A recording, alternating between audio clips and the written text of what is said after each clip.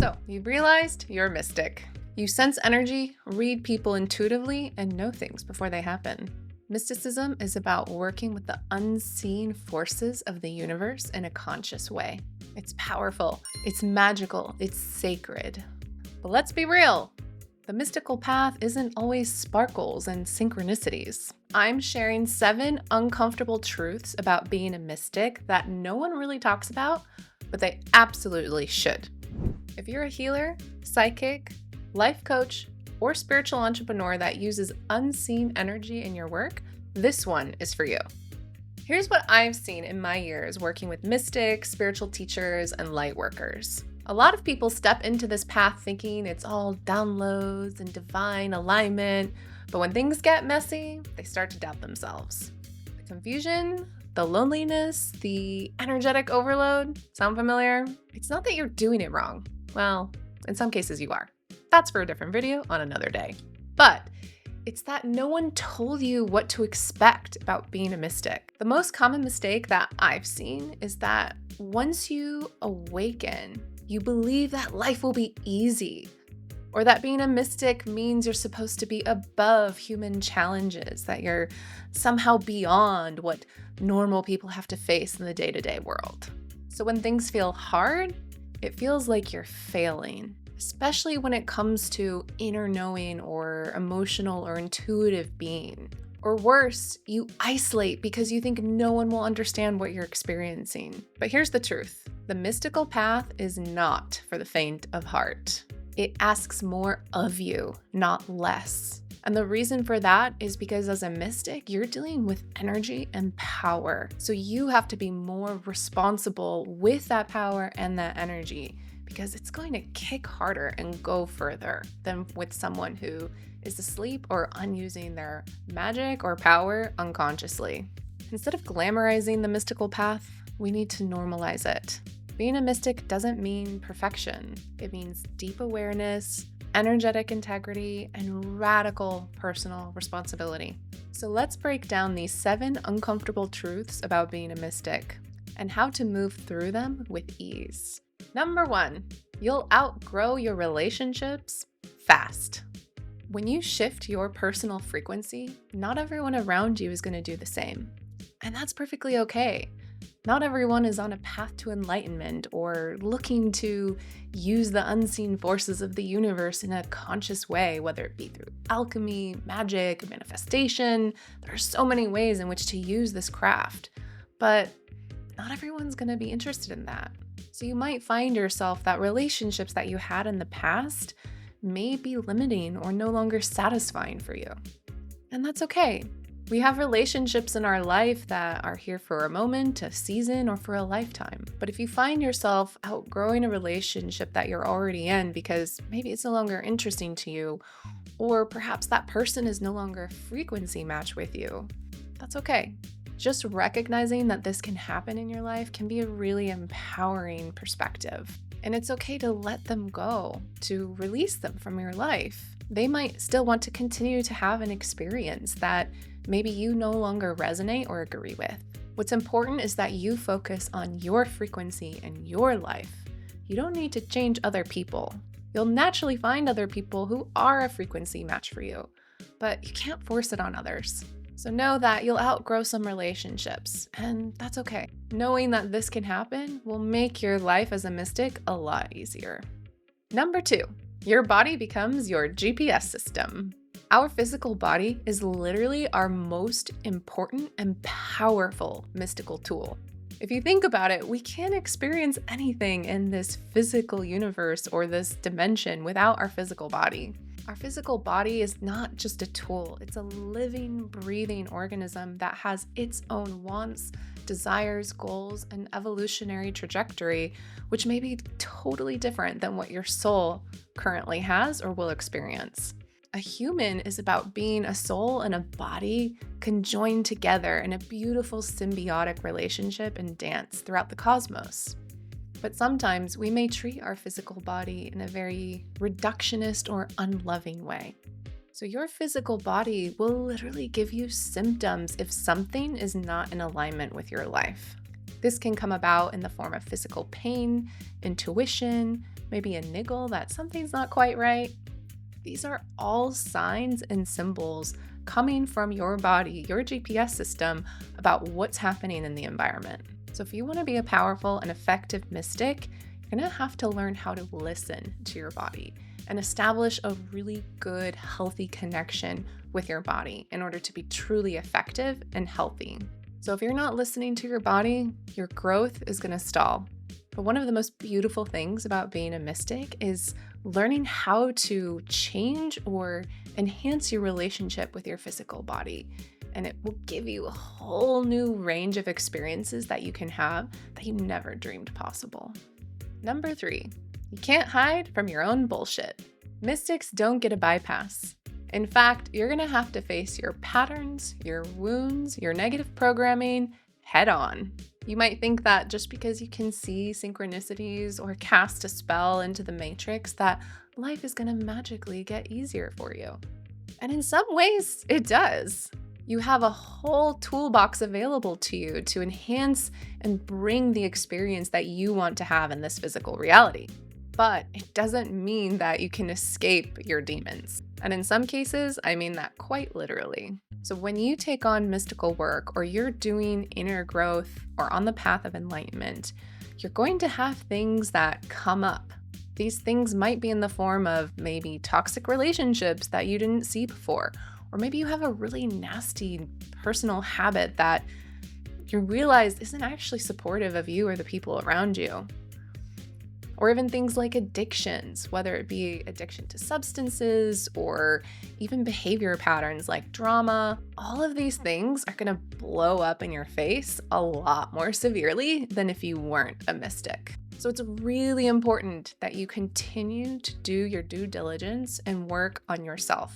Do that inner work to process your fear, raise your frequency, and live your life in a way that is full of resonance to how you want to co-create in this world. Number 4, not everyone's going to take you seriously. Some people will call you woo-woo or think you're just flat out delusional. Your job? Ignore them. What other people think about you and your mystical work is actually completely irrelevant. It's not your job to convince someone that you're not delusional or that mysticism is even real. Let them have their own experience. What matters is that you know your truth. Then you can always use your results to speak louder than their words. Admittedly, this can be really tough on the ego, especially if you're surrounded by people who don't necessarily believe in the work that you're doing. So it's really important that you find a tribe. Find people who resonate and understand these things in your life. There are amazing support systems out on the internet or even in your local area if you just take the time to look. Believe me, there's a lot of like-minded people out there, and it's your job to find them. So if people are throwing you insults or thinking you're crazy for doing some of the work that you're doing, that's okay. Let them. Your job is to focus on the task at hand, which is raising your frequency and being the best person that you can be. Number 5, mystical hygiene is not optional. Every culture on the planet has some kind of norm around hygiene. This can be everything from how often we shower or bathe our bodies, how we present ourselves with our clothing, with our hair, or even brushing our teeth. Hygiene is really important because it's a communication system. And if someone's not hygienic, you can tell pretty quickly. Ew. Energetic or mystical hygiene is exactly the same. Most people on the planet have no idea about any type of mystical etiquette or energetic hygiene. When you walk through the world, you're picking up energies way more often than you realize. So how can you tell what an energetic space even is? If you're gonna walk down a dark alley or in the middle of a sunlit park with children playing in the playground, you can tell pretty clearly that the vibe is quite different. So depending where you're moving throughout the world, you have to be aware of what energies are being flown around so that you can be street smart and respond to the situation if you need to. Every mystic needs to have some type of cleansing practice or ritual if you want to stay sane and healthy. If you don't practice mystical hygiene, you're going to feel energetically drained and even mentally confused constantly. Because you're even more sensitive to energies, this will actually attract other entities and energies to come and find you. So in some cases, you might need to even protect yourself at an energetic level from other entities and beings. Regardless, you're picking up more than you realize. So if you don't have an established cleansing or hygienic ritual for your mystical work, then get one. Number 6, spiritual gifts do not mean spiritual maturity. This is such a common mistake, and it's a really big one that a lot of people fall for. Just because you can channel or see auras or feel people's emotions doesn't mean that you've done your inner work. Real mastery takes time, humility, and practice. In other words, just because someone might have a really sophisticated mystical skills like remembering the future or talking to the dead or casting a powerful spell, it doesn't necessarily mean that they're high frequency or even have good intentions at heart. So if you've seen someone with really powerful spiritual or mystical gifts, then you need to make sure that their frequency is a good match for you, or at least a good match in the sense that they're a good person. Maturity is something that comes with time, humility, and practice. And it's really important for you as a mystic to gain your maturity over time, humility, and practice as well.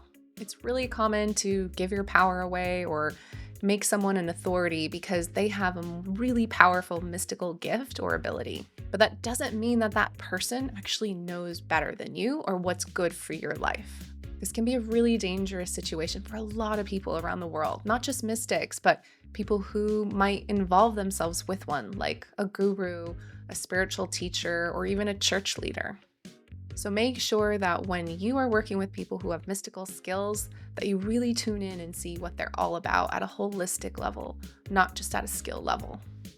Number 7, doing harm when you think you're doing good. This is probably the biggest mistake that I see with any mystic, whether they're fully trained or just starting out for the very first time. I like to define this as black magic. So black magic is when you are literally trying to change the life of someone else without their consent or even knowing that it's happening. This can happen in the form of spells, but even intention work. It's generally a much safer bet when you're doing mystical work to just keep the practice to yourself. It can be really tempting to try to cast a spell or manifest something for someone else, but unless you get their explicit permission to do so, then this is technically black magic. That means is that you are forcing your will onto someone else. This is really not a good idea because it can open yourself up to allowing other entities to do that to you through the form of agreements. So although we might have really good intentions trying to help someone heal or improve their life in some way, if you don't do so with their permission, technically you're causing more harm rather than good. So it's really important to be street smart here because this happens so often. It's just one of the biggest mistakes that I see mystics make. So when you understand these 7 hard truths about being a mystic, it's going to help you set on a path that is much easier, full of support, and in high frequency. This will allow you to lead from a place of wisdom and not ego. One tip that I have, pick one of these truths that resonated with you and reflect on it. How is this showing up in your life right now? What's one small shift that you can make to honor your growth as a mystic, but also to learn from these really important truths? It's important to be honest with yourself. Nobody's perfect, and it takes time and practice to really understand this work at a full, deep, and mature level. Mystical path is sacred, but it's also very real with very real consequences. Understanding what these consequences can be can already help better set you up for success. If this video spoke to you or resonated with you, there's a reason for that. You're being called for deeper mastery, and not just on the mystical path, but on a path that is more supportive and life-affirming for everyone. So if you're ready to turn your spiritual gifts into a thriving online business, then grab my free guide, link in the description below. And don't forget to like, subscribe, and share this video with another mystic that you think would benefit from it. You're not alone on this path, so let's walk it together.